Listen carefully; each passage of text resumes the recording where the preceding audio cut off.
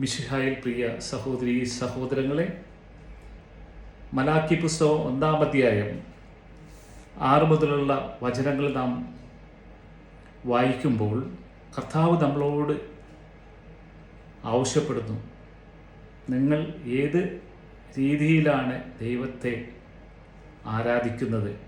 ജ്ഞാനത്തിൽ നിറഞ്ഞു നിന്നാൽ മാത്രമേ ഇന്നത്തെ ഈ അവസ്ഥയിൽ ദൈവത്തെ എങ്ങനെ ആരാധിക്കുമെന്നുള്ളത് കർത്താവിൻ്റെ വചനത്തിലൂടെ പറയുകയാണേ.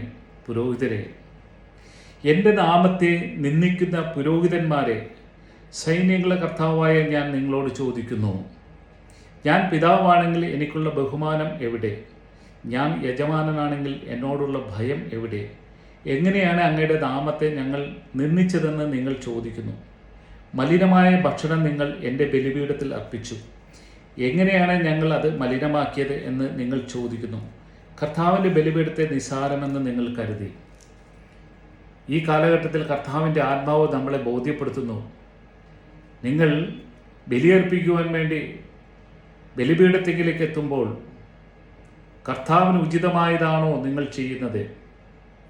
ഇന്ന് പല ദേവാലയങ്ങളിൽ അർപ്പിക്കപ്പെടുന്ന ബലി മലിനമാണ്.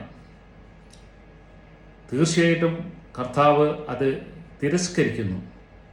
നാം ഉചിതമായത് പ്രവർത്തിച്ചാൽ നമ്മുടെ ബലിയും സ്വീകാര്യമാവും എന്നുള്ള ദൈവപിതാവിൻ്റെ വചനം നാം ചിന്തിക്കുക.